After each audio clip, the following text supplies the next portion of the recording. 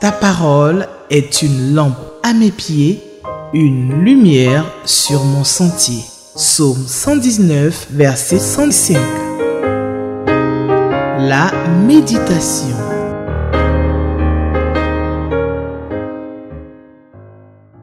Chers bien-aimés, je voudrais vous transmettre mes salutations fraternelles en Jésus-Christ, notre Sauveur bien-aimé.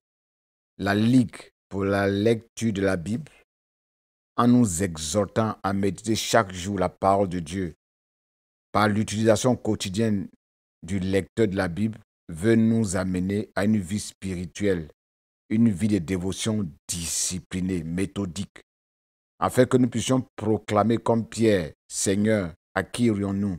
Tu as les paroles de la vie éternelle. Et nous avons cru et nous avons connu que tu es le Fils de Dieu, le Saint de Dieu.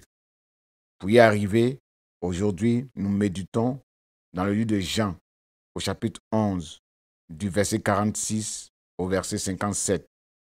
Et nous répondrons aux questions 1, 2 et 7.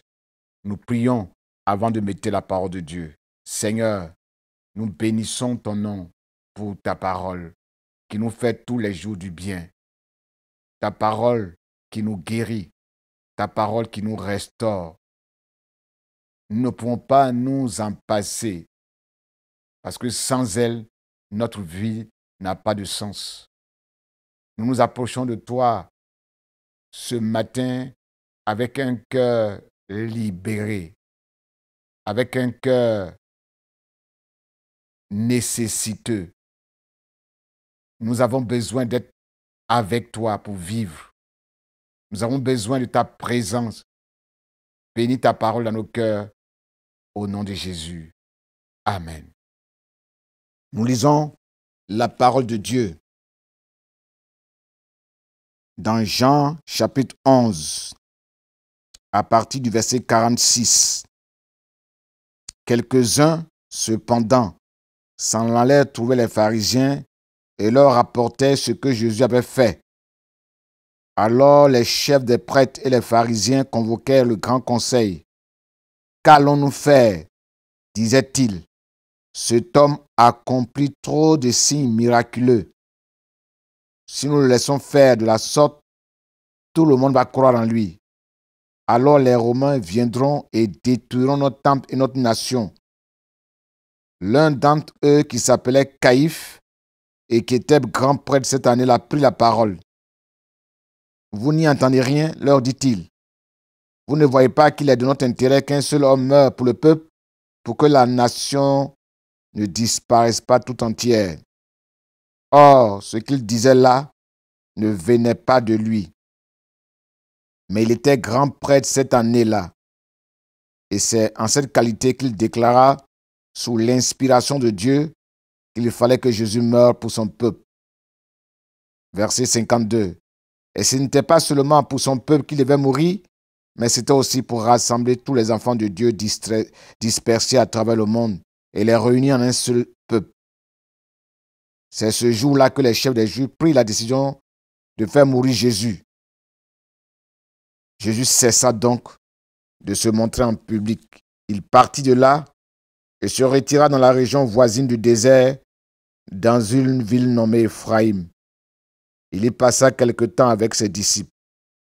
Comme la fête de la Pâque approchait, beaucoup de gens de tout le pays montaient à Jérusalem avant la fête pour se soumettre aux cérémonies rituelles de purification. Verset 56. Ils cherchaient donc Jésus et se demandaient entre eux dans leur cour du temple, « Qu'en pensez-vous? Croyez-vous qu'il viendra à la fête ?» Or, les chefs des prêtres et les pharisiens avaient donné des instructions.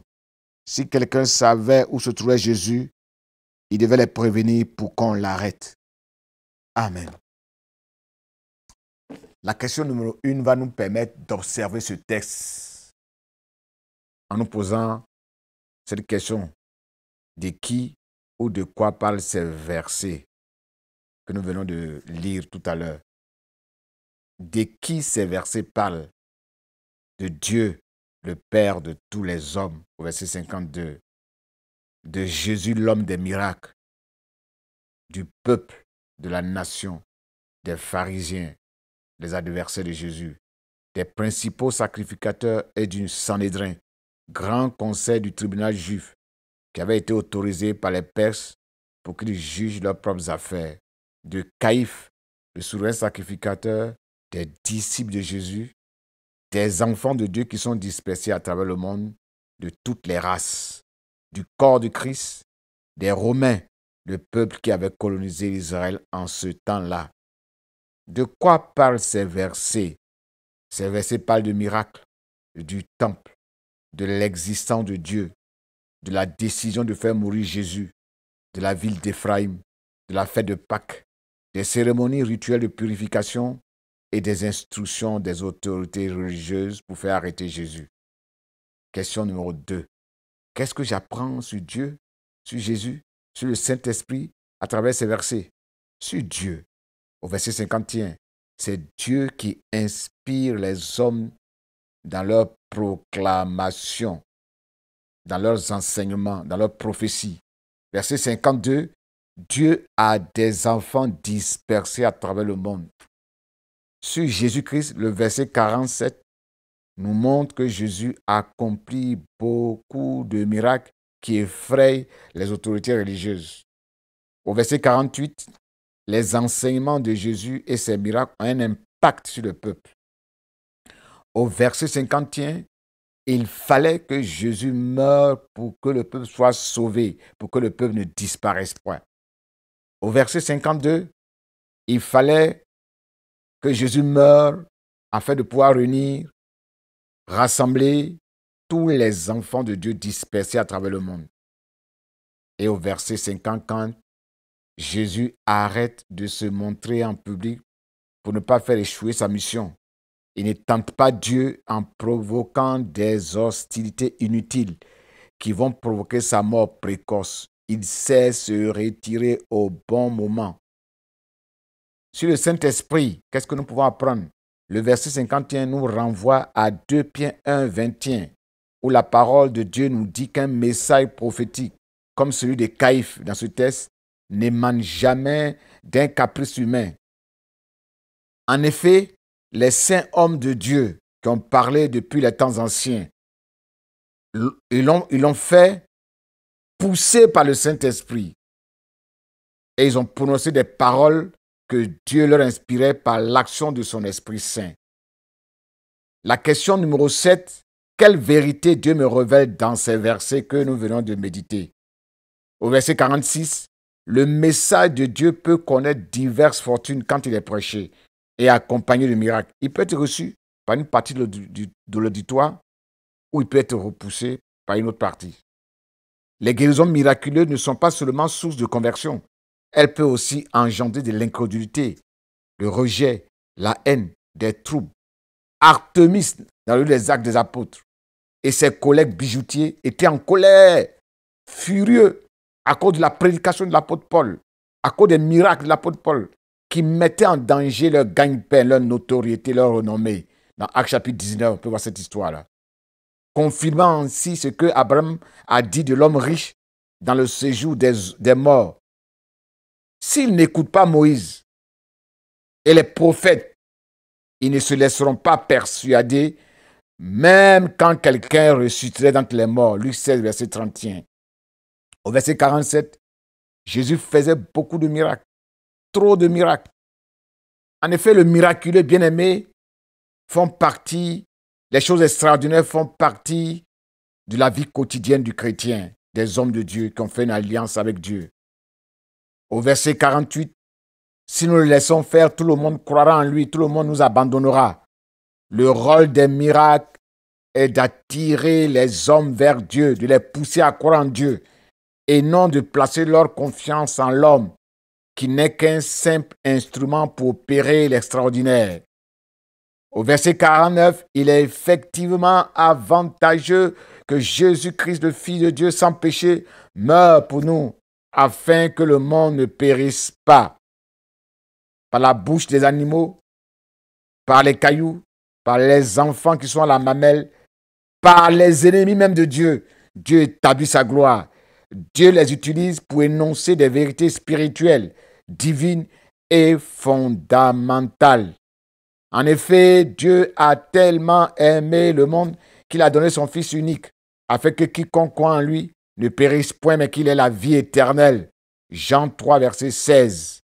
Verset 52, le mystère de la miséricorde de Dieu pour le salut s'étend à tous les hommes de la terre. Jésus est mort à la croix du Calvaire pour sauver non seulement l'humanité, mais pour rassembler par la prédication de l'Évangile les enfants de Dieu éloignés, dispersés à travers le monde. Ceux qui étaient privés du droit de cité en Israël, étrangers aux alliances de la promesse, sans espérance, sans Dieu dans ce monde, sont concernés par la bonne nouvelle. Ceux-là ont été unis en Christ, le chef, le sauveur, pourvu d'un seul cœur, d'une seule âme. Le salut en Jésus a une portée universelle. Verset 54, c'est la volonté de Dieu, c'est son projet seul qui doit se réaliser au temps marqué. Jésus ne paraissait plus ouvertement en public pour empêcher ses ennemis d'accomplir leurs desseins en dehors de la volonté de Dieu. Quand il le voudra, quand son heure sera venue, il ira lui-même devant eux. Il est le maître des temps et des circonstances. Il avait déjà dit cette vérité. En effet, personne ne peut m'ôter la vie sans mon consentement. Je la sacrifie de mon propre gré et je la reprendrai quand le monde sera venu par la résurrection. Verset 54b. Jésus se retire dans la ville d'Éphraïm, qui signifie double récompense. Cette persécution a permis à cette ville d'avoir la récompense, l'opportunité de recevoir Jésus le Sauveur du monde et ses enseignements, sa bonne nouvelle.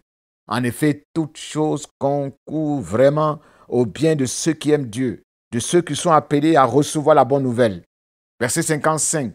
Si les cérémonies rituelles de purification annuelles avant la fête de Pâques avaient le pouvoir de purifier parfaitement les Juifs, ils ne répéteraient pas indéfiniment cette tradition infructueuse. Comme ces rituels n'apportaient aucun soulagement, comme leur conscience leur rappelait toujours le souvenir de leurs péchés à l'occasion de ces rituels, Jésus donc est apparu, afin que par une seule offrande parfaite, un seul rite, son propre corps, son saint corps, son sang pur, versé à la croix du calvaire, il amena à la perfection tous ceux qui sont sanctifiés. Hébreux 10. Bien-aimés, si on a tout oublié dans cette méditation, retenons simplement le verset 50. C'est dans notre intérêt. Il était avantageux pour nous qu'un seul meure pour nous, crucifié à la croix du calvaire, afin que nous ne mourions pas tous, afin que nous ne mourions pas dans nos péchés, afin que nous ne disparaissions pas. Frère, Père plutôt, Père bien-aimé, tu n'as pas voulu que nous disparaissions et tu nous as donné Jésus. Les rituels, les cérémonies, les sacrifices ne nous ont rien apporté. Jésus est mort une fois pour toutes et nous a donné la vie. Il nous a réconciliés avec le Père. Béni soit ton nom, parce que nous étions étrangers aux promesses de l'Alliance, étrangers à la vie éternelle. Nous n'avons pas droit de cité dans le royaume des cieux, mais Christ est mort à la croix du calvaire et nous a donné le droit d'entrer dans le royaume des cieux, d'être citoyen du royaume des cieux. Que toute la gloire, la louange te revienne. C'est toi qui inspires notre message par le Saint-Esprit. Chaque fois que nous parlons en ton nom, nous ne parlons pas de nous-mêmes, mais nous parlons poussés par le Saint-Esprit afin de donner le message de Dieu, afin de nous donner le message qui donne la vie, qui guérit, qui libère, qui transforme les vies. Béni soit ton nom, louange à toi, merci pour tous tes bienfaits. Amen. Ta parole est une lampe à mes pieds, une lumière sur mon sentier. Psaume 119, verset 105. La méditation.